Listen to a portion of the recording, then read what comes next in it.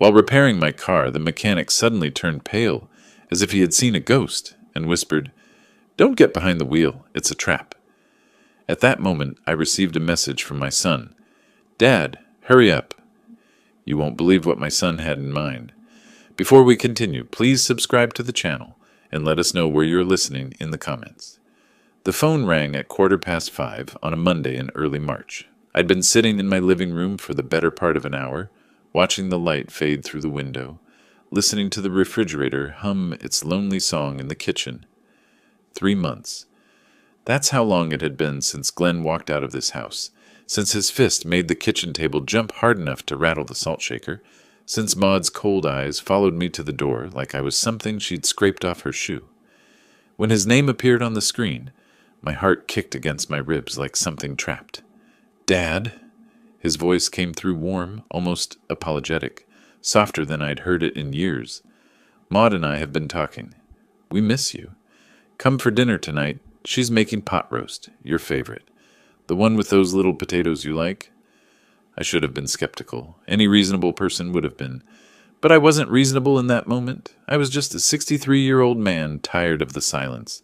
Tired of eating frozen dinners alone at a table meant for 4 back when Sarah was alive. When Glenn was young and still looked at me like I knew things worth knowing, like I was someone worth respecting. "I'd love that, son," I said, maybe too quickly, too eagerly. "What time should I be there?" 7 sharp. Don't be late. Everything will be ready and waiting for you." After we hung up, I sat there holding the phone in both hands, feeling something like relief wash through me in waves. My chest felt lighter than it had in months. Then the memory surfaced, sharp and uninvited. Glenn's face gone red, veins standing out in his neck, spit flying when he shouted, $35,000. That's nothing to you. You're sitting on retirement accounts, and the house and everything, and I'm your son." His voice had been raw, desperate, edged with something uglier. "I'm drowning here, and you're hoarding money like some miserable old man." I'd stayed calm. Decades of auditing state budgets taught me that. How to keep my face neutral when someone was lying to me, stealing, cooking the books. "Glenn, I can't hand over that kind of money for something you can't even explain clearly. You said investment opportunity, but you won't tell me what it is. If you need help, real help, let's sit down with actual numbers, real plans. I'm your son. That money will be mine someday anyway. Why not help me now when I actually need it?" That's what had made me go cold inside. Not the anger, but the entitlement. The assumption that my life, my savings, everything I'd worked for was just an inheritance he was waiting to collect. He'd stormed out, shoulder slamming the doorframe hard enough to leave a mark I still hadn't repaired. Maud had lingered in the doorway, her expression unreadable but far from warm. She hadn't said a word, just looked at me with those flat eyes and followed him to their car. I pushed the memory away, stood up from the couch where I'd worn a depression into the cushions over the past months, and headed for the shower. My son had called. My son wanted me there. Maybe family could heal after all. Maybe I'd been too rigid, too much the auditor, and not enough the father. By 6 o'clock, I was dressed in a clean blue button-down Sarah had bought me years ago, keys in hand, wallet in my back pocket. The garage smelled like concrete dust and old motor oil. Tools I barely knew how to use hung on a pegboard my neighbor had helped me install. I climbed into my 2019 Honda Accord, reliable, practical, the kind of car a retired auditor drives. I turned the key. The starter cranked, strong and normal sounding, turning over like it always did, but the engine didn't catch. I tried again, pumping the gas pedal. Same result. The dashboard lit up perfectly. Battery fine. Fuel gauge showed 3/4 full. I popped the hood, stared at the engine like it might explain itself to me. Nothing looked obviously wrong, but then again, I'd never been good with mechanical things. Numbers, budgets, spreadsheets, those I understood. Engines were a foreign language. My phone buzzed in my pocket. "Glenn." "Dad, we're waiting. Don't be late." Frustration crawled up my spine like something with claws. I didn't want to disappoint him. Not now. Not when we were finally reconnecting after 3 months of silence that had felt like 3 years. I called a tow service, gave them the address, and paced my driveway while the dispatcher promised 20 minutes. The asphalt was cracked under my feet. spiderwebs of damage spreading, something else I'd been meaning to fix since Sarah died, but never got around to. Everything around me was slowly falling apart. Another text buzzed. "Everything's ready." I typed out an explanation about the car, deleted it because it sounded like an excuse, typed it again. My hands were shaking slightly, a tremor I'd noticed more lately. Age, probably. Stress. When the tow truck finally arrived 40 minutes later, I climbed into the cab and gave the driver directions to Werner's Auto Repair, the only place I knew that might still be open this time of evening. "Happens sometimes with these newer cars," the driver said, glancing at me in the rearview mirror. He had a round face, friendly. "All those sensors and computers and emissions equipment. One little thing goes wrong, whole system shuts down. Werner's good, though. He'll figure it out quick." "I hope so," I said, staring out the window as my neighborhood slid past. The houses I'd watched families grow up in, the street where I'd taught Glenn to ride a bike. I really need to get somewhere tonight. It's important. The whole time, riding in that truck with my Honda hooked up behind us like a corpse being dragged, one thought circled through my head on an endless loop, a 3-month silence broken by a dinner invitation. I should be skeptical, but I'm not. I'm just tired of being alone in this house where every room reminds me of Sarah, tired of wondering if I was too hard on him, if I should have just given him the money and not asked questions. He's my son, my only child, the only family I have left in this world. If he's reaching out, I have to reach back. I have to believe there's still something worth saving between us. The tow truck pulled into Werner's Auto Repair at 7 o'clock exactly. Lights blazed inside the shop, harsh and industrial. A man in grease-stained coveralls was wiping his hands on a red rag, watching us pull in. The driver released my Honda from the flatbed with a mechanical groan and the screech of metal on metal. I climbed down from the cab, my knees protesting after sitting, and approached the mechanic. "Joe Werner? I called about my car. It's urgent. I need to get somewhere tonight. My son's expecting me." Joe nodded slowly, studying the Honda. "Let me get it up on the lift. Take a proper look." He gestured toward a scuffed door. "There's coffee in the waiting room if you want. Might be old, but it's hot. Won't take long." The waiting room smelled like burnt coffee and rubber. Cracked plastic chairs lined one wall. Through a scratched window, I could see Joe positioning my car on the lift. I sat down and pulled out my phone. 7:23. "Glenn." "Dad, where are you?" 5 minutes later. "The food's getting cold. Then we're waiting for you." Each message felt more insistent, demanding. I typed apologies, tried to explain. My fingers felt thick on the screen. 25 minutes crawled by. I watched Joe work beneath the lift, methodical and focused. Then he straightened fast, and even through the window, I could see something was wrong. The color had drained from his face. He stood there staring at something under my car, then walked toward the waiting room. When he pushed through the door, his hands were trembling. "Mr. Gray," his voice was strained, "you need to see this. Right now." I followed him into the shop. The overhead lights were harsh, making everything look exposed. Joe pointed his flashlight at the brake lines. Even I could see it. A clean cut. Deliberate. Not wear or damage. Someone had sliced through the line. "Someone did this," Joe said quietly. "This wasn't an accident. Someone wanted you to crash. To die." He moved the beam to the engine sensor. "They sabotaged this too. The engine would have started eventually, gotten you a few miles down the road. Then it would have failed on the highway when you were doing 60, 70. And when you hit the brakes..."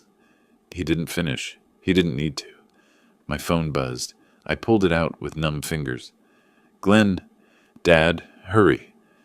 The words stared back at me. Hurry to what? Hurry to die on Route 309 with no brakes? A memory surfaced sharp. Sunday night, 2:30 in the morning.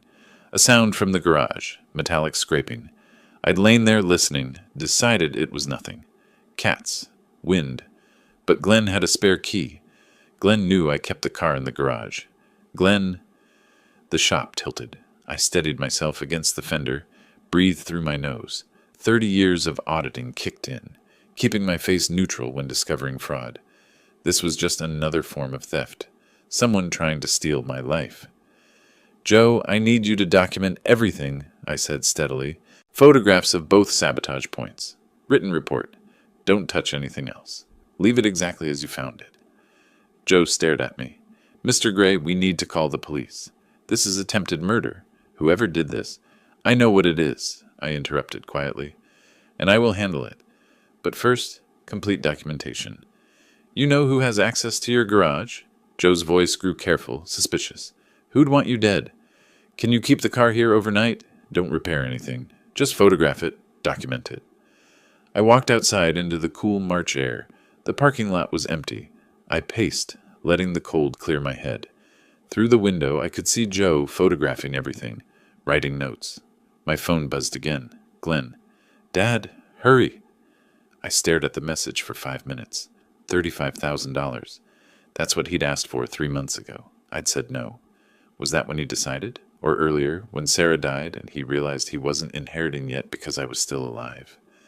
How long has my son been planning to kill his own father? I typed. Mechanical problems. Won't make it tonight. Sorry. His response came within seconds. When can you come? That speed told me everything. He was waiting. They were both waiting at that table, wondering why their plan had failed. I'll let you know. Joe emerged with printed photographs and handwritten notes. What do you want me to do with this? I took the documentation, folded it into my jacket pocket.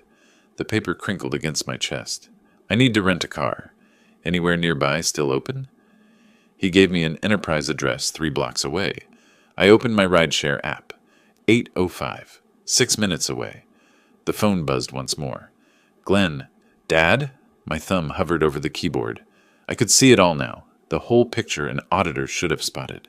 The invitation wasn't reconciliation. It was an execution. Get me in the car. Get me on the highway. Let the sabotage work. An accident. A tragedy. They'd inherit everything. House, savings, life insurance. Clean and simple.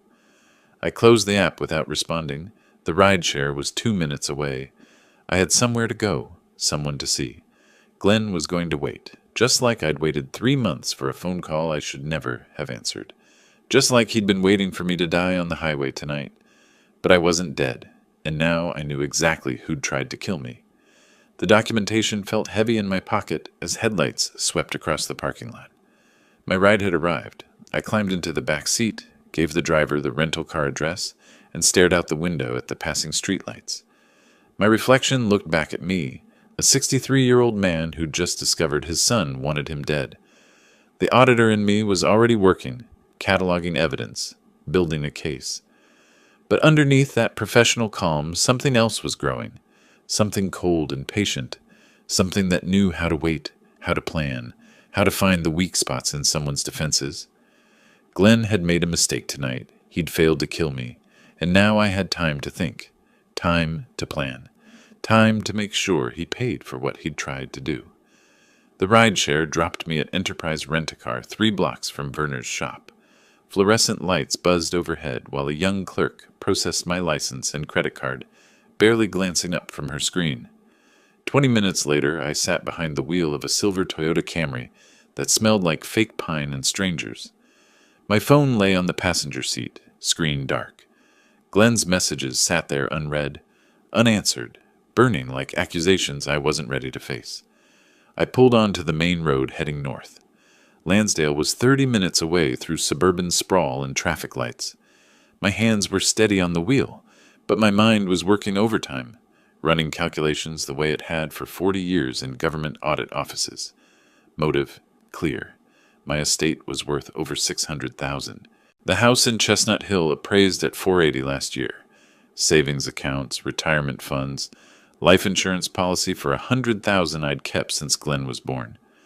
All of it flowing to him when I died. Except I wasn't supposed to die, of old age. I was supposed to die Monday night on Route 309, when my brakes failed at 60 miles per hour. Means equally clear. Glenn had the spare key to my house. I'd given it to him years ago when I still trusted him, back when he was someone who'd check on me if I didn't answer the phone. He knew my schedule, knew I kept the car in the garage, knew that side door latch had been broken since winter. Opportunity? This past weekend. Saturday I was at the grocery store for 2 hours. Sunday morning at the farmer's market. Either time he could have slipped in, done the work, slipped out. The metallic scraping at 2:30. Sunday morning, that must have been him leaving, closing the door too hard, making noise he thought I wouldn't hear. The pieces aligned with mathematical precision. Every data point fit. A traffic light turned red. I stopped, stared at it without really seeing the color. 3 months ago, that argument in my kitchen wasn't just about money. It was a threat I'd been too stupid or too hopeful to recognize. Glenn's voice echoed in my memory, louder now. "You're sitting on a pile of money while I'm drowning in debt." The kitchen table jumping under his fist. And behind him, Maud with her arms crossed and her face carved from ice. No attempt to calm him down, no mediation, just cold calculation in those flat eyes. Then Glenn's parting words. "It'll all be ours eventually anyway. Not mine, ours, present tense, not future. Not talking about inheritance decades away, talking about this week, this month." I'd heard it then, but filtered it through a father's assumptions. I should have been listening like an auditor. Lansdale streets were quiet when I arrived just after 9. Modest 2-story homes from the 80s lined both sides, most with their lights dimmed for the night. I found Glenn's house halfway down Maple Street, every window blazing like it was on display. I parked around the corner where I could see their living room, but they couldn't spot the car. Pulled out the small notebook I'd carried for 30 years, flipped to a clean page, noted the time. Old habits. Through the window, Glenn paced back and forth, phone pressed against his ear. Maud stood by the dining table, gesturing sharply. Even from here, I could read the frustration in her posture. Quick movements, pointing at him at the phone, shaking her head. I adjusted the rearview mirror, settled in to watch. My phone stayed in my pocket. 20 minutes passed. The scene inside didn't change much. Glenn checking his phone obsessively, Maud growing more agitated. But it was what I didn't see that confirmed everything. No dinner on the dining table, no pot roast, no little potatoes, no reconciliation meal. Instead, papers were spread across the surface in neat stacks. Even from outside, I recognized the format. Legal-sized documents, multiple pages, the kind I'd reviewed thousands of times. Estate paperwork, property transfer documents. They weren't preparing dinner. They were preparing to inherit. The meal was fiction. The forms were ready and waiting for news of my death. I took photos through the window with my phone. Evidence, documentation, the auditor's instinct to record everything. Glenn checked his phone again, showed the screen to Maud. She threw up her hands, said something sharp. He responded, defensive. They were waiting for a call, from police, from a hospital, from someone reporting an accident.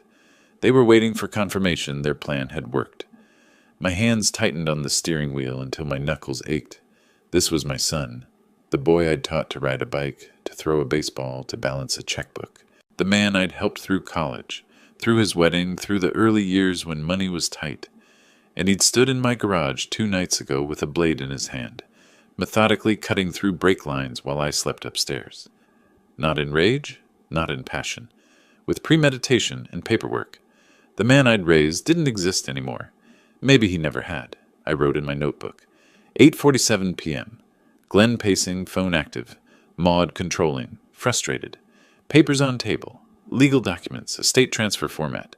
No dinner preparations, expecting notification of death. Professional detachment. That's what got me through 40 years of finding embezzlement, fraud, theft. You can't let emotion cloud the evidence. The numbers tell the story. The timeline reveals the truth. Subject demonstrated clear motive, means, and opportunity. Evidence supports premeditated attempt on target's life. Subject poses continued threat to target's safety and assets.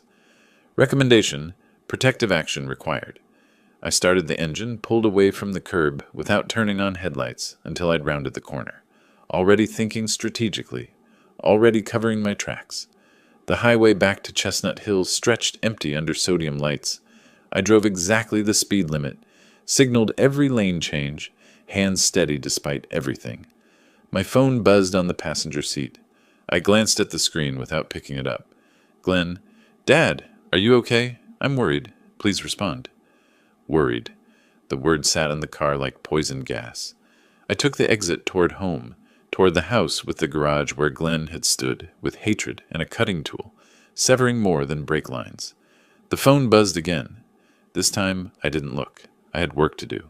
Planning, preparation, strategy. My son wanted to play games with inheritance? Fine. But I'd written the rules for 40 years, and I was about to teach him exactly what happens when you try to defraud an auditor. My house stood dark when I pulled into the driveway near 10. I sat in the rental car for a long moment, staring at the structure I'd called home for 30 years. The garage where Glenn had betrayed me, the back porch where I'd pushed his tire swing, the second-floor window of his childhood bedroom. All of it felt contaminated now. I got out, locked the car, entered through the front door, didn't turn on lights, walked through darkness to the kitchen, and sat at the table where Glenn's fist had made the salt shaker dance 3 months ago. Then I began to think. Hours crawled by. I filled notebook pages with analysis, columns of assets, vulnerabilities, required actions, drew lines connecting concepts, circled keywords. This was what I'd done for 4 decades. Trace the money, find the weakness, build the case. By dawn, I had a framework. By 7 Tuesday morning, I had a plan. I showered, put on a clean shirt and slacks. Armor for the day ahead. Then I picked up my phone. Glenn had sent 12 messages overnight, each more concerned sounding than the last. "Dad, please answer. I'm really worried. Should I come check on you?" I crafted my response with surgical precision. "Sorry, son. Car broke down seriously. Had to leave it at the shop. Reschedule dinner?" 3 dots appeared immediately. He'd been waiting, watching his phone. "Of course, Dad. Main thing is you're okay." I read it twice, heard the falseness like a wrong note. Main thing is you're okay. "No, Glenn. The main thing was supposed to be that I was dead on Route 309 with failed brakes, but I'm still breathing, and now you're scrambling." At 9, I sat in attorney Mark Davidis's office downtown. He was 44, sharp-eyed, with framed degrees covering one wall. His reputation for handling complex estate cases was why I'd chosen him. I didn't mention attempted murder, not yet. Just asked about changing a will, Pennsylvania inheritance law, disinheriting beneficiaries. Davis explained the process, made notes, then looked up. "Pretty straightforward, Mr. Gray. You can disinherit anyone if you make your intentions clear in the document. But families can challenge." "What if the person I'm disinheriting tried to hurt me?" I interrupted quietly. "To gain the inheritance faster?" His pen stopped moving. "That's a different conversation, Mr. Gray. That's a very different conversation. Pennsylvania law is clear on this. If someone attempts to harm you for financial gain, they're automatically disqualified from inheritance.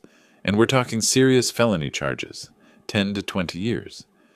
"I need options," I said. "Legal options, before I make formal accusations." He studied my face. "How certain are you?" "Gathering evidence now." The police station came next. Detective Rodriguez was mid-40s with tired eyes and coffee stains on his tie. I presented Joe Werner's photos, his written statement, my timeline documentation. Rodriguez listened, took notes, but his expression stayed cautious. "Mr. Gray, I understand this is frightening, but without proof of who accessed your garage, who actually did the cutting? Do you have security cameras? Witnesses?" "No." He sighed. "We'll open a report. Send an officer to document the vehicle. But I'm being honest. Without more evidence, this is property damage.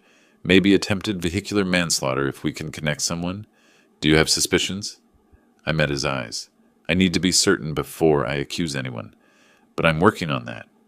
Evening found me on my back porch, exhausted but too wired to rest. Movement caught my attention. My neighbor, Barbara Clark, approaching through the dusk with 2 mugs in her hands. She was 61, silver-haired, with gentle features but intelligent eyes I'd never really noticed before. "I saw your lights on all night," she said without preamble. "You've been gone all day. Sylvester, what's wrong?" Something in her directness broke through my defenses. I told her, carefully watching for judgment. She set down her tea. 4 years ago, my daughter tried to have me declared incompetent, wanted my house, my savings, said I was senile, dangerous to myself, had doctors lined up, paperwork ready. Her eyes met mine. "I understand what you're feeling. The betrayal, the disbelief that your own child could—" She didn't finish, didn't need to. "When my daughter did what she did," Barbara continued, "I wanted to pretend it wasn't happening, wanted to believe she was just misguided, not malicious." She leaned forward. "But Sylvester, when someone shows you who they are, believe them, especially family. They know exactly what they're doing. He's my only child, I said, my voice cracking for the first time. How do I? You protect yourself, and you make sure he faces consequences, or he'll try again. The words hung between us in the cooling air. I spent 40 years exposing fraud, I said finally, following money trails, finding truth in numbers. But I never thought, he's my son. I changed his diapers, taught him to ride a bike, and now I'm building a case against him like he's just another file number. Barbara took my hand. He stopped being just your son when he cut those brake lines. You're not betraying him. He betrayed you. Remember that. Midnight approached. Barbara stood to leave, paused at the porch steps. I know what the next few days will be like. The doubt, the second-guessing, wondering if you're overreacting. She turned back. You're not. Trust your instincts. Trust the evidence. And if you need anything, someone to talk to, someone to remind you why you're doing this, I'm 3 houses down, any time. I watched her disappear into darkness, a small figure carrying more strength than I'd imagined. My phone buzzed. Glenn, Dad, when should we reschedule? Really want to see you. I typed, I'll let you know. I have some things to take care of first. His response was immediate. Like what? Like protecting myself from you. Like changing my will. Like making sure you never get a penny of what you tried to kill me for. But I wrote, just personal business. Talk soon. I turned off the phone completely. Inside, I climbed stairs to my bedroom for the first time in 36 hours. The notebook sat on my nightstand, open to tomorrow's page. 3 items in careful print. 1. Change locks. 2. Security cameras. 3. New will. Disinherit Glenn. Reason stated clearly. I closed my eyes. Sleep came finally, dreamless and dark. Wednesday morning arrived with unexpected clarity. Sunlight streamed through my bedroom window, the first real sleep I'd had since Monday night. The notebook still sat on my nightstand, action items staring back like a mission briefing. I showered, dressed, made coffee. My phone sat on the counter where I'd left it powered off. When I turned it on, 3 messages appeared. Glenn sent an hour ago, Dad, you there? I took a sip of coffee, made him wait. Power comes from patience. The phone rang mid-morning. Glenn's voice came through warm, concerned. So perfectly performed, I almost admired it. Dad, how about we have that dinner tomorrow? Thursday? Maud and I really want to see you. I kept my tone light. Tomorrow's tough, son. How about Friday? That gives me time to sort out this car situation. I heard something in his voice then. Eagerness edged with desperation. Friday works. Friday's perfect. After we hung up, I stared at my reflection in the kitchen window. Playing the oblivious father was harder than expected, but necessary. Barbara arrived late morning, and we drove together to Mark Davis's office. This time the conversation was different. Davis spread papers across his mahogany desk. Will templates, inheritance law summaries, criminal statutes. If we're doing this, he said, looking between us, we need to be thorough.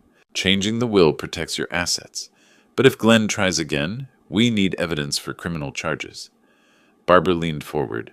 I used to work with private investigators when I practiced family law. We could install security cameras in Sylvester's garage. If Glenn tries to access it again... Davis nodded slowly.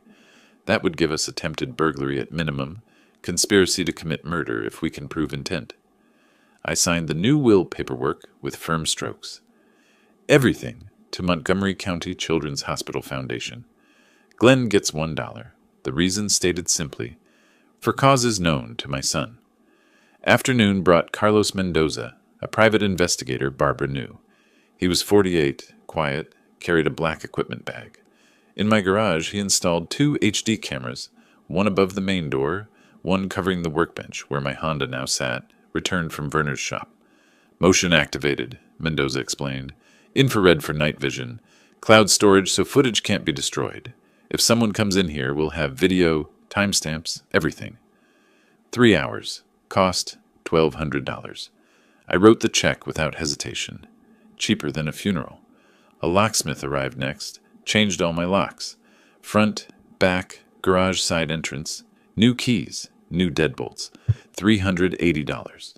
The physical security mattered, but the message I sent next carried real weight. I texted Glenn. Son, I found that spare key you left here years ago. Want me to return it? 3 dots appeared, disappeared, appeared again. Glenn was struggling with his response. Finally, no, Dad. You keep it. I smiled grimly. He knew the spare key was how he'd gotten in Sunday night. Knew I'd just told him I'd discovered the access point. Now he knew I was paying attention, even if he didn't realize how much. Evening settled soft and warm. Barbara invited me to her porch. We sat in wooden chairs that creaked comfortably, watching stars emerge in the darkening sky. Neither of us spoke for a long time. Finally, Barbara reached over and took my hand. Her palm was warm, slightly rough from gardening. "You're not alone in this," she said quietly. I looked at our joined hands, mine weathered and spotted with age, hers smaller but equally marked by years. "I haven't felt this connected to another person in a long time," I admitted. "Since before my wife passed. I thought that part of life was over." Barbara squeezed gently. "Maybe it's just beginning again, in the worst circumstances, but beginning nonetheless." We sat like that as darkness completed its arrival, two people who'd been betrayed by their children, finding unexpected comfort in each other. The stars multiplied overhead. Barbara's porch light was off, giving us privacy. A dog barked once down the street, then quieted. I became aware of the warmth of her hand, the subtle scent of lavender soap, the comfortable weight of her presence. "I should go," I said, not moving. "Let you get some rest." She turned to look at me, face barely visible in starlight. "Or you could stay a bit longer. I'm not tired." Neither was I. Tired of fighting, maybe. Tired of being alone, certainly, but not sleepy. We remained seated as the night deepened. When I finally stood to leave, she walked me to her front gate. "Friday," she said, "when you go to that dinner with Glenn, be careful. The cameras are running. The will has changed. I'll be fine." She touched my arm. I wasn't talking about physical safety. I meant emotionally. Facing him, pretending everything's normal, that's going to be harder than you think. She was right. I knew she was right. But Friday was coming whether I was ready or not. Thursday morning brought official confirmation. Mark Davis called at 9:30. "It's done," he said without preamble. "Your new will is executed, notarized, and registered. I've placed a copy in my office safe, and I'm sending another to your bank's safe deposit box today." I stood in my kitchen, phone pressed to my ear, feeling something shift inside. Not quite peace, but a kind of structural security, like a building finally bolted to its foundation. "Thank you, Mark. One more thing. The will explicitly states the disinheritance reason, for causes known to my son. When this comes out, and it will eventually, that phrase tells the world you had specific reasons. It protects against challenges." After the call ended, I poured a second cup of coffee and considered my next move. Late morning, I called Glenn, kept my tone casual, rambling, the way an older man might talk about mundane worries. "Son, I've been thinking. This house is getting too much for me. Too many rooms, too much yard work. I met with a financial advisor yesterday about selling, maybe moving into one of those nice senior living communities. Activities, maintenance included." Glenn interrupted, voice tight. "Dad, why would you sell? The house is beautiful. It's your home." I continued as if I hadn't heard the tension. "I could get maybe $450 for it, possibly $500 if the market's good. That would let me live comfortably, maybe take some trips. Europe, Alaska. I've always wanted to travel." I heard him breathing on the other end, could almost feel the panic transmitting through the line. "We should talk about this," Glenn said carefully. "At dinner tomorrow, before you make any decisions." Perfect. That evening my phone rang. Unknown number. I answered, and Maud's voice came through. The first time she'd called me directly in months. Her tone dripped artificial sweetness. "Sylvester, Glenn mentioned you're thinking of selling the house. I wanted to reach out. You know I work in real estate. I could handle the sale for you, get you the absolute best price. Family discount on commission, of course." I played along, elderly and trusting. "That's kind of you, Maud. I'll certainly consider it." She pushed. "These senior communities, they can be expensive. You want to make sure you're not depleting your savings too quickly. Maybe we could sit down, look at your finances together." There it was. She wanted to see my complete financial picture. Wanted to know how much they were losing by my continued survival. I'll think about it, I said mildly. Talk to you tomorrow, at dinner. When I hung up, I was smiling, not with warmth, but with grim satisfaction. Afternoon brought a courier to my door. Registered mail from Davis's office, copies of the new will, notarized certificates, registration confirmation. I read through them carefully. Every paragraph reinforced the same message. Glenn receives $1, the rest to charity. Reason stated for legal protection. I drove to my bank, placed the documents in my safe deposit box alongside Sarah's jewelry and the house deed. The vault was cool, quiet, secure. When the metal door clicked shut, I felt the satisfaction of a strategic position fortified. That evening, I explained the day's events to Barbara over tea at my kitchen table. She listened with the careful attention of someone who understands legal maneuvering. "Maud called you directly," she said, stirring honey into her cup. "That's desperation. They know something's changed, but they don't know what. They're scrambling?" I nodded. "Tomorrow's dinner is going to be interesting." Barbara set down her spoon, looked at me seriously. "Can you do it? Sit across from them, eat their food, make small talk, knowing what you know?" I met her gaze. I sat through 40 years of meetings with people who'd embezzled pension funds, stolen from retirees. I smiled, shook hands, asked about their families while building cases against them. I can handle dinner with my son. We moved to preparing dinner together. Simple pasta, salad, a bottle of red wine Barbara brought. The domesticity felt strange and natural at once. Barbara stirred sauce while I chopped vegetables. Our shoulders brushed as we passed. Conversation flowed easily. Memories of better times. Careful sharing of pain. Moments of genuine laughter. After dinner, as we cleaned dishes side by side at the sink, Barbara turned to me. "Thank you," she said softly, "for letting me be part of this. I know you could have faced it alone." I set down the dish towel. I'm glad I didn't. We were close, the air between us charged with something neither of us had felt in years. I leaned in slowly, giving her time to pull away. She didn't. The kiss was gentle, tentative, carrying both sadness and hope. Two people who'd been wounded, finding comfort in each other. When we parted, Barbara's eyes were bright. "Well," she said with a small smile, "that happened." I touched her face gently. "Is it okay that it happened?" "More than okay," she whispered. We stood at my front door later, Barbara preparing to walk home. The night air was cool, carrying the scent of early spring growth. "Tomorrow," she said. "Tomorrow," I confirmed. "Dinner with Glenn and Maud. I'll play the concerned, slightly confused elderly father. They'll try to assess whether I'm really selling the house." Barbara touched my chest lightly, over my heart. "And you'll be gathering evidence, watching their reactions, building your case." I covered her hand with mine. "This is who I am, was, the investigator." "Maybe," she said, "you just needed the right case. The important one." She rose on her toes, kissed me briefly. "Call me when you get home tomorrow night. Or come by. Whatever you need." After she left, I stood in my doorway, watching her porch light come on 3 houses down. My phone buzzed. "Glenn. Looking forward to tomorrow, Dad. We have a lot to discuss." I typed back. "Me too, son. Me too." I meant it differently than he thought. He wanted to discuss money, manipulation, control. I wanted to watch them squirm, to gather evidence, to see exactly how far they'll go. Tomorrow night would tell me everything I needed to know. I locked my door, new locks, new keys, and walked through my house, checking the security camera feed on my phone. The garage cameras showed empty space, waiting. Everything was ready. The trap was set. Now I just had to walk into theirs without getting caught. Friday arrived with the weight of inevitability. I spent the day in careful preparation, not physical, but mental, reviewing notes from the week, cut break lines, Glenn's panicked texts, Maud's transparent call. By late afternoon, I was dressed in slacks and a button-down, the uniform of a trusting father. Barbara appeared at my door just before I left. "Remember," she said, touching my arm, "you're gathering information, not confronting them. Not yet."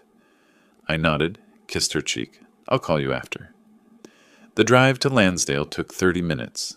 With each mile, I put on my mask, the slightly confused, slightly lonely elderly father who trusts his son. Glenn opened the door before I could knock. He'd been watching. Dad, great to see you.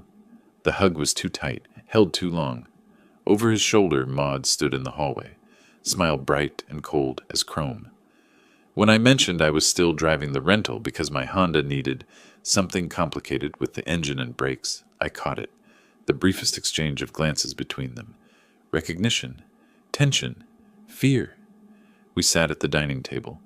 The same table that held estate documents earlier this week now displayed careful domesticity.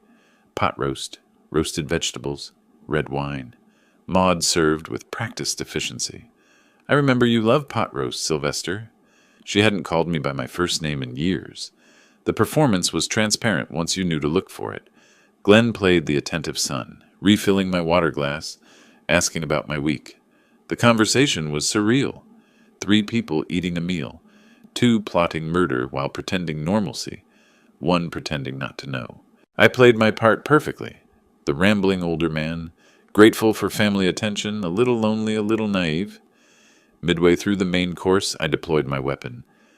You know, I've been thinking a lot about the house. It's really too much for me now. I spoke with a real estate agent. They think I could get $480,000, maybe more. After taxes, about $455,000 clean. They froze. Maud's knuckles whitened around her fork. Glenn's smile became strained. I'm thinking of buying a small condo, maybe $200,000, and using the rest to travel. Europe, Paris, Rome, maybe Alaska too. The atmosphere shifted like air pressure dropping before a storm. Maud recovered first. Sylvester, that's a big decision. You shouldn't rush into anything. Glenn added, voice tight. Dad, the house is your life, your memories. You shouldn't sell. I continued, as if oblivious. Oh, and I was at my lawyer's office this week too. Just updating some documents. You know, at my age, you have to think about these things. I said it casually between bites. The reaction was immediate. Another desperate look between them. What kind of documents? Maud asked, trying to sound merely curious. I waved a hand vaguely. Estate planning things, boring legal stuff. My lawyer said it's important to keep everything current. I didn't elaborate. Let them imagine. Wonder. Panic. The silence that followed was heavy enough to suffocate. Dessert was rushed. Coffee declined. Glenn and Maud were barely maintaining their facades now. When I stood to leave, claiming early fatigue, the relief in their faces was palpable. Drive safe, Dad, Glenn said. We'll talk soon about the house, before you do anything. In the rental car, I watched them in my rearview mirror. The moment my car turned the corner, they rushed back inside. I could imagine the conversation, panicked, angry, desperate. I drove 3 blocks, pulled over, and called Barbara. It's done, I said. They're terrified. Her voice came through warm and worried. Are you okay? I considered. I'm not sure, but I'm in control. That's what matters. She was quiet for a moment. Be careful. Cornered animals are the most dangerous. I knew. I was counting on it. The drive home passed in a blur of streetlights and replayed conversations. Glenn's too tight hug, Maud's forced warmth, the way they both tensed when I mentioned the lawyer. When I pulled into my driveway, my phone showed 2 missed calls from Glenn. No voicemail, just silence and need. I didn't call back. Instead, I walked through my house. New locks, securing every entrance, security cameras recording every angle of my garage. The screens on my phone showed empty frames, my Honda sitting untouched, bait waiting. I texted Barbara, home safe, they're scrambling. I could see it in their eyes. Her response was immediate. Coming over. By the time she arrived 10 minutes later, I was sitting at my kitchen table with the lights off, staring at nothing. She didn't turn on the lights, just sat beside me in the darkness, took my hand. Tell me, she said quietly. And I did, not the strategic details, but the human cost. I looked at my son tonight and saw a stranger, worse than a stranger, an enemy. My voice cracked slightly. When did I lose him, Barbara?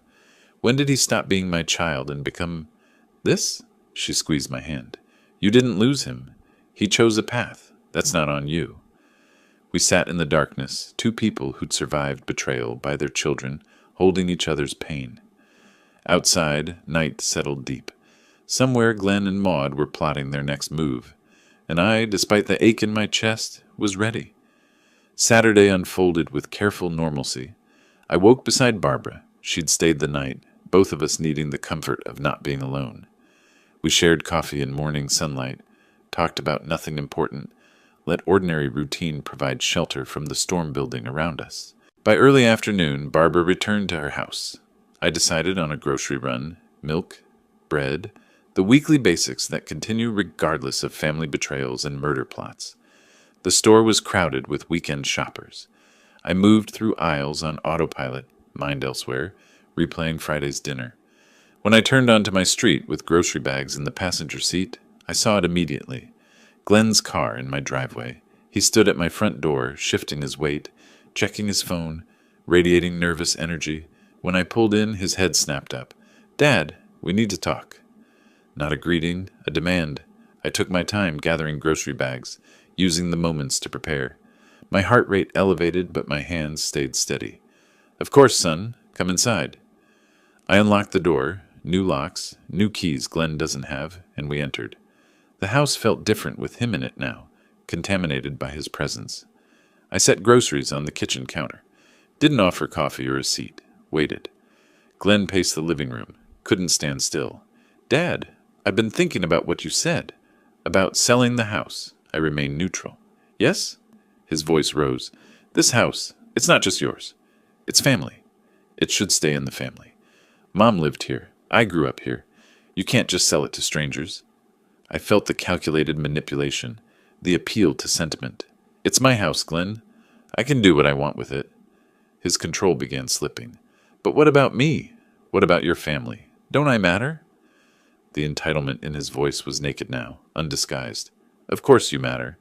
But I don't understand why you're so concerned about what I do with my own property." Glenn stopped pacing, faced me directly. His face was flushed, jaw clenched. "Because it should be mine. I'm your son. I have a right to it." The words hung in the air like smoke from a gunshot. I went very still. "A right? To property I own? To money I earned?" Glenn realized he'd said too much, but couldn't stop now. "I'm drowning in debt, Dad. $75,000. Maud and I, we need—" He caught himself, tried to recover. "We just think you should keep the house. For the family. For memories." But then, fatally, if everything had just gone according to plan. He stopped. His face went pale. The words trailed into silence. My voice dropped to barely above a whisper. "If what had gone according to plan, Glenn?" The question sat between us like a live grenade. Glenn backed toward the door. "Nothing. I just meant—" I stepped forward.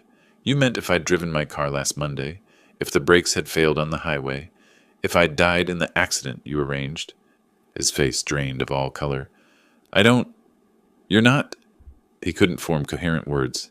"Get out," I said, voice like ice. Glenn fumbled for the doorknob, escaped into the afternoon sunlight. His car peeled out of the driveway, tires squealing. I stood in my doorway watching until the car disappeared, then closed and locked the door. My hands shook as I pulled out my phone. Called Detective Rodriguez. He admitted it. Not directly, but enough. If everything had gone according to plan, he was talking about my death. Rodriguez's voice was sharp, alert. "Did you record it?" I closed my eyes.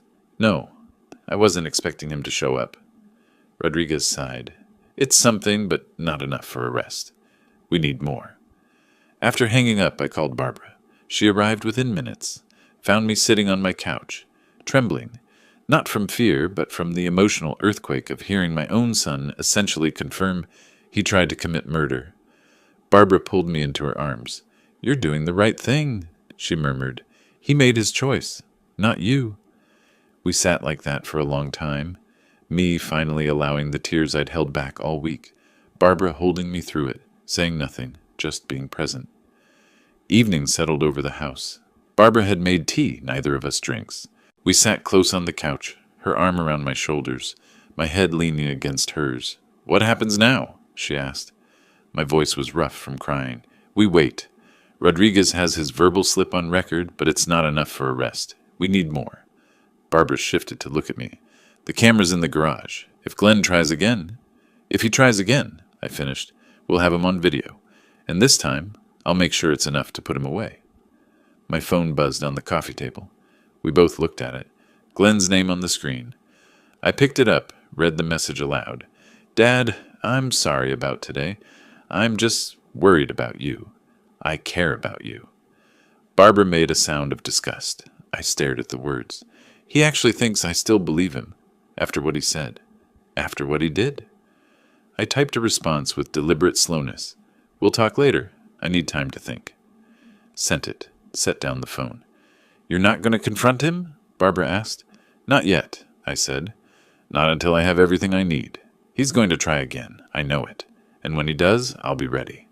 Outside, darkness was complete. The security cameras in my garage recorded empty space, waiting. The trap was set. The bait was placed. Now came the hardest part. Patience. Sunday morning arrived with deceptive quiet. I woke early, the house silent except for the refrigerator's hum and distant birdsong. Barbara had stayed over. We'd fallen into an unspoken pattern where neither of us wanted to be alone overnight.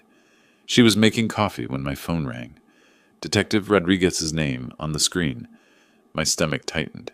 Mr. Gray, his voice came through, sharp with controlled excitement. The cameras caught something. You need to come to the station. My coffee cup froze halfway to my lips. When? Last night, early this morning, technically. Around 3:20 a.m. Barbara reached across the table, took my free hand. I squeezed back. I'm on my way. In Rodriguez's office, Barbara and I watched security footage on a monitor. The timestamp read 03:20 a.m. The garage camera showed darkness. Then motion-activated recording began. The side door opened. The lock, visibly damaged, forced entry. A figure entered, immediately recognizable. Glenn. Dark clothes, carrying a small toolbox. He approached the Honda, set down his tools, opened the driver's side door. His hand reached toward the steering column, then froze. Glenn's head turned, slowly scanning the garage. He couldn't see the hidden cameras, but something had alerted him. Instinct, paranoia, the subtle hum of electronic equipment. He stood perfectly still for nearly a minute, then abruptly closed the car door, grabbed his tools, and exited quickly. Never touched the brake system, but the intent was crystal clear. Rodriguez stopped the playback. We have breaking and entering. We have him inside your garage with tools, approaching your vehicle, the same vehicle that was previously sabotaged. Combined with the mechanic's documentation of the original brake line cutting, his verbal admission yesterday about if everything had gone according to plan, and the financial motive, he looked at me directly. This is enough for an arrest warrant, attempted murder, breaking and entering, possibly conspiracy if we can tie his wife to it. But I need to ask you directly, are you prepared to press charges against your son? Once we do this, there's no going back. I sat in silence, staring at the frozen image on screen. Glenn's face caught in harsh infrared light, expression tense and guilty. Barbara's hand was warm in mine. I thought about Glenn as a child, learning to ride a bike, graduating high school, getting married. Then I thought about cut brake lines, about sitting at dinner Friday pretending not to know my son wants me dead, about the $75,000 in debt that somehow became more important than a father's life. Yes, I said finally, voice steady. I'm ready to press charges. Rodriguez nodded, picked up his phone. I'll get the warrant. Early afternoon, Rodriguez called. We picked him up at his workplace. He's in custody. I was back home, Barbara beside me on the couch. I expected to feel satisfaction, vindication, something. Instead, there was just hollowness. What happens now? Arraignment Monday. Given the severity, attempted murder of a family member, bail will be set high, if granted at all. His lawyer will probably push for a plea deal. After hanging up, I sat motionless. Barbara asked if I was okay. I didn't know how to answer. The phone rang. Unknown number. I answered. Maud's voice exploded through the speaker. You had him arrested. Your own son. What kind of father are you? Her voice was shrill, borderline hysterical. Years of careful manipulation stripped away, leaving raw fury. He tried to kill me, Maud. Twice. It's on video. She didn't address this. You're destroying his life. Our life. Over what? Money? Because he asked for help? My voice dropped to ice. He cut my brake lines. He broke into my garage with tools to do it again. The police have evidence. You want advice? Get a good lawyer. For yourself, too, if you were involved. I ended the call. Block both numbers. Barbara watched me, said nothing. We moved to the back porch, sat in the late afternoon light. She took my hand. I finally exhaled properly for the first time in a week. The sun set in shades of orange and pink, unseasonably warm for early March. We sat without speaking, watching light fade from the sky. My phone lay on the small table between our chairs, silent now, both Glenn's and Maud's numbers blocked, that chapter forcibly closed. Barbara broke the silence softly. "Tomorrow you'll have to testify at the arraignment. Are you ready?" I considered. I don't know if anyone's ever ready to testify against their own child, but I'll do it. I'll tell the truth. She nodded, didn't push. Somewhere in the city, Glenn sat in a holding cell, beginning to understand consequences. Somewhere else, Maud was probably calling lawyers, calculating her exit strategy, planning how to distance herself from her imprisoned husband. But here, on this porch, I felt something I hadn't felt since Monday evening when my car wouldn't start. Peace. Not happiness, the wound was too fresh for that, but peace. The knowledge that I was safe, that justice was moving forward, that I didn't have to look over my shoulder anymore. Barbara stood, offered her hand. "Come inside. I'll make dinner. Something simple." I took her hand, let her pull me to my feet. Through the window I could see my kitchen, warm light, familiar space, now shared with someone who understands betrayal and survived it. Who's teaching me that survival isn't just about safety, but about choosing to live fully after nearly losing everything. We walked inside together, leaving the darkening evening behind, ready to face whatever tomorrow brings. The week following Glenn's arrest passed in a blur of legal proceedings. Monday's arraignment. Glenn entered the courtroom in orange jumpsuit and handcuffs. Wouldn't meet my eyes. Bail denied due to severity and flight risk. His court-appointed attorney immediately began negotiating. By Wednesday, a plea deal was offered. I met with the prosecutor, a sharp-eyed woman in her 40s, who laid out the options. First-degree attempted murder carries 20 years, but proving premeditation to a jury is uncertain, even with your evidence. Your son's attorney is pushing for a deal: assault with intent to cause serious bodily harm, plus breaking and entering. 6 years total. Eligible for parole in 4 with good behavior. She watched my face. "It's your call. We can take it to trial if you want." I thought about months of testimony, reliving everything publicly. Thought about Barbara, about moving forward. "Take the deal," I said. 6 years is enough. The courtroom was small, wood-paneled, fluorescent lit. I sat in the gallery, Barbara beside me, her hand in mine. The prosecutor presented the plea agreement. Glenn stood before the judge, shoulders slumped, diminished. The judge asked, "Mr. Gray, do you understand you're pleading guilty to assault with intent to cause serious bodily harm and breaking and entering?" Glenn's voice was barely audible. "Yes, Your Honor." "And you understand the sentence is 6 years in state prison, with possibility of parole after 4 years?" "Yes." The judge signed the paperwork. "So ordered." That was it. 2 minutes to conclude a relationship that spanned 35 years. Before the bailiffs led Glenn out, he turned. His eyes finally found mine in the gallery. For a long moment, father and son stared at each other across the courtroom's divide. I saw no anger in Glenn's face, no defiance, just emptiness. And maybe, underneath that emptiness, something that might be belated understanding. Glenn's mouth moved. "I'm sorry." The words were quiet enough that only those nearby heard them. I nodded once. Not forgiveness, not reconciliation, just acknowledgement that the words were spoken. Then Glenn was led away through the side door, and he was gone. Outside the courtroom, the prosecutor pulled me aside. We couldn't build a case against the wife. No evidence she directly participated. She's filed for divorce, already moving to another state, essentially abandoning him. I wasn't surprised. Maud was always about money, about advancement. A husband in prison served neither purpose. "Will she try to contact me?" The prosecutor shook her head. "Restraining order is still in effect. She knows to stay away." One more loose end tied off. One more threat neutralized. 1 month later, April sunshine warmed the park by the lake. Barbara and I walked the path around the water, fingers intertwined. She'd moved in permanently, her house sold, belongings merged with mine.